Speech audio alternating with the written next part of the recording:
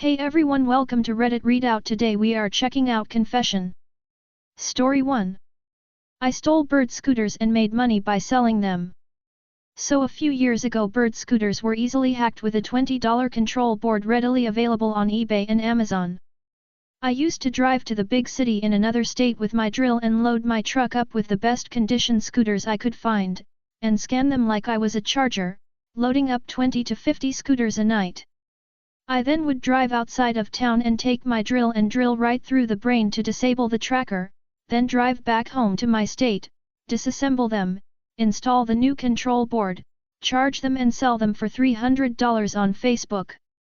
I was also exploiting actual charging employees who used to be paid $20 a scooter when Bird changed and paid them $5 a scooter to charge them, and would buy their old chargers from them to sell with my scooters. I'm talking buying a lot of 20 chargers for $100 cash. I had a system down where I could strip down a scooter, remove the logo stickers and replace the board in 30 minutes, and eventually learned to break down the scooter into all scrap parts, electric motors, lithium battery, scrap aluminum, and took them to the scrap yard.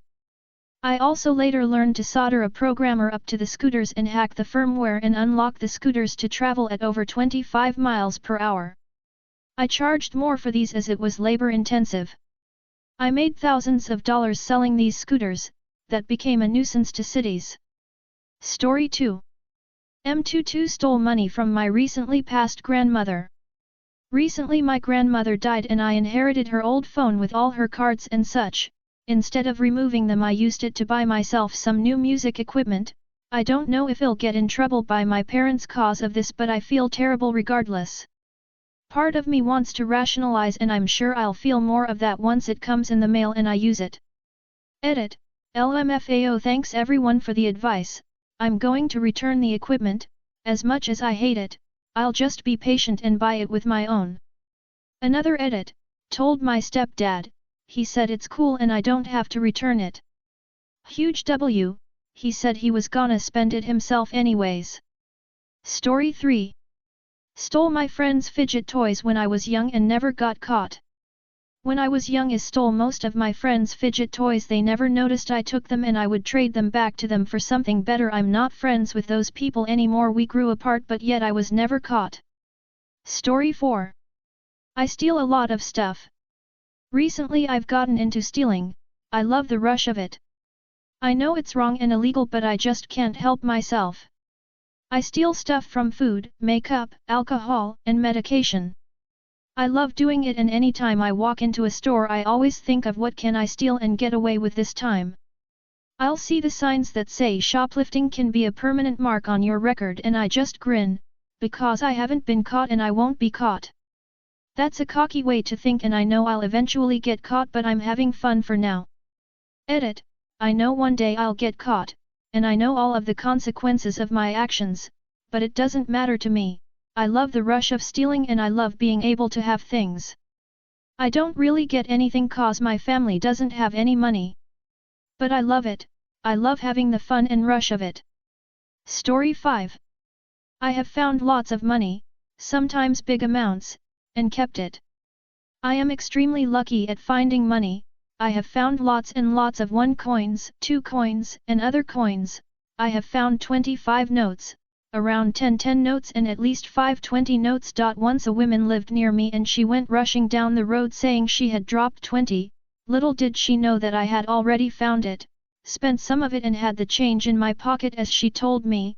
Twice I have found 40, once on a train and another time in the street, and on Christmas Eve I found 30 hanging out a cash machine in a shop. Nice of someone to give me that for Christmas, lol. I grab them quick and pocket them. I have found at least 11 wallets and purses. The biggest ones are a purse with nearly $130.00, $158 in it, another wallet with 64 etc. in it.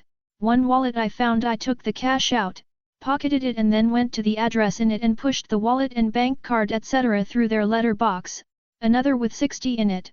Just got that cash out in time before the conductor on the train handed it in, and I saw a bag on a seat left down by a river. I looked in it as nobody was looking and I am glad I did. There was $160.00 in it. around $195, I took it out and kept it. Money drops down in amusement arcade machines in front of me without me putting any in. I often see people drop money, usually 1 coins, in front of me, so I wait until they are gone and pick it up. Thanks people, this year I had my biggest find yet.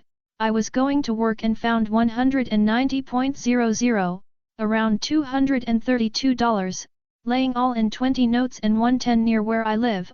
I think one of my neighbors lost it. I picked it up, kept quiet and spent it all. A couple of days later, I did the right thing as nobody ever asked me about it. I would possibly have said I had not seen it if they had. I do sometimes pick up pennies etc. Most times I go out and find something. I think this is quite unusual. My mum says that I am lucky. I would like to find thousands in a bag dumped somewhere. You would not hear of me handing it in. I would spend it on a very important person, me. If I find another 75 or so I will have found 2K in my lifetime, but would you feel lucky or guilty if you was me? I ask just out of interest. Story 6. I started a bar fight. It became something way worse. When I was newly 21 I was a serious feminist and also a hardcore revenge fan. I had a lovely group of girlfriends who decided to take me out to a wildly popular dive bar in the city. I was so excited to be invited out with these gals as they were the hardest group of cliques I had ever encountered in my life and I just wanted in. Well, unfortunately the bar was huge and also so packed that evening we were shoulder to shoulder with each other. I kept getting my butt stroked, pinched and felt up at least 6xs in the entire 45 period of time I had arrived. I knew it was from the obnoxious, ridiculously arrogant group of frat boys standing by our group. In fact, I slapped one dude's hand off my butt while he was in the midst of another grab. Since you had to scream, yes, scream in order to have someone hear you, and my so-called friends were telling me to relax, it's no biggie. I was furious. I wanted to fuck these dicks up and I wanted to start shit. So I thought it would be an interesting thing for me to see if I could get them to get their asses kicked by others. I knew I wouldn't be able to do it myself, so I decided to see if I could get some revenge and have someone else do it for me. I consciously made the decision to do this. The next hand was the last hand that was going to be touching my ass for that evening. So inevitably 15 minutes into the situation, I felt someone's hand sliding down the back of my pants. I was not even aware of anything other than the rage that I felt about the situation, and so I thought, hey, I'm gonna really do something about it this time, and I did. I waited about 10 minutes and then I stepped on the biggest ringleader's foot and gave him a push from behind, and it made it look like someone else to push them. Then I was like, what the hell are you doing? Motherfucker, you can't push people and get away with it, and that's when shit got real. I will never forgive myself to this day because I have no idea who I hurt, but I do know that I caused a lot of bad things to happen that evening. The only friend that I am still close with to this day and has no idea that I even began all of this rescued me as the entire scenario went so that shit crazy. When we were racing away, they were literally 30 guys in the street and she started screaming. They have a gun. We were driving away. I was completely in denial of the situation. I have no idea whether or not anyone got hurt. All I know is that because I thought it would be great to get revenge on a situation, I let that loud the fact that I got a lot of people hurt.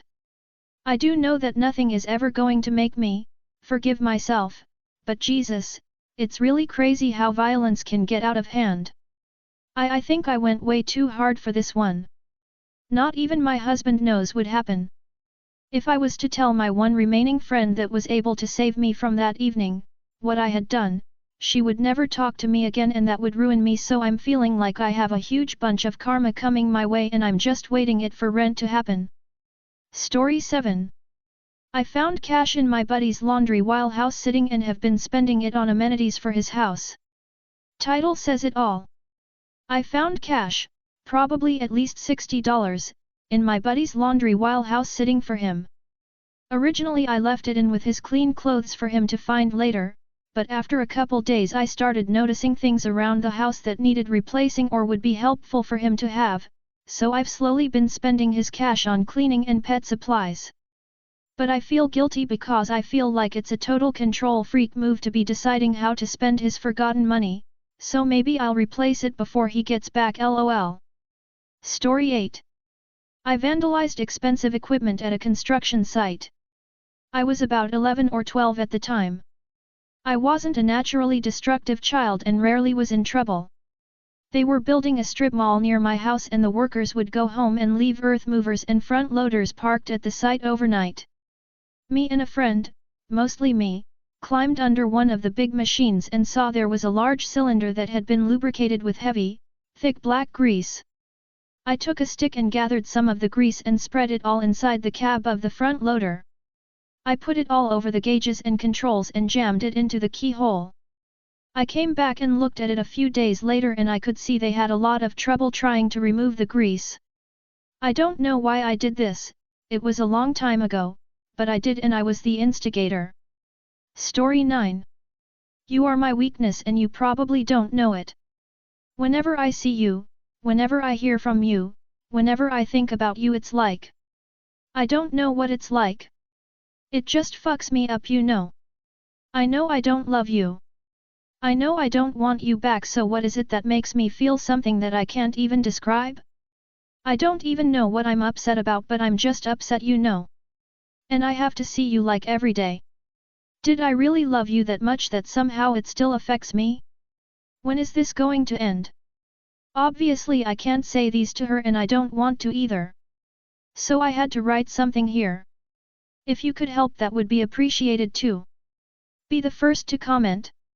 Nobody's responded to this post yet. Add your thoughts and get the conversation going. Story 10. I used to change the time on my computer to clock out early. I worked at Sweet Factory as a young adult. I would change the time on the computer back around 30 to 60 minutes and clock out and close the store early. Did this for years before I left for a better job. Story 11. I used the gas card of an old job for 3 years to fuel up my car. Some years ago, I spent a year or so between jobs. One of these was installing/removing insulation from people's attics. It was a complete shit job, but my buddy got me in the door and it actually did pay well. I ended up being there maybe 2 months tops. We worked locations within a 100-mile radius of the company site, so one of our daily routines was to fuel the truck up on the way out of the shop at the trucker fuel stop around the corner. We worked in teams of either 2 or 3 on job sites, and all of the employees were given fuel cards, so there was never any excuse for why we would be in a situation where we couldn't get gas. A few weeks after quitting, I realized I had forgotten to give them the card back. Another few weeks after that, I was driving in the general location one weekend and just for shits and giggles, went to the fuel stop to see if the card still worked. What do you know, it did. I then decided I was gonna wait until the next time I needed gas, then go to that same stop to fuel up again. I figured if I only used that location like all the other employees do, it wouldn't raise much suspicion when the bill came. This went on for about 3 years until one day the card stopped working. I confessed to my buddy shortly after that what I had been doing. He told me that all the fuel cards were basically just copies of the same card on one account, so they had no way of distinguishing anyone's specific usage. Also, the shop went out of business, so that's why the card stopped working. That's all for today. Please don't forget to like and subscribe.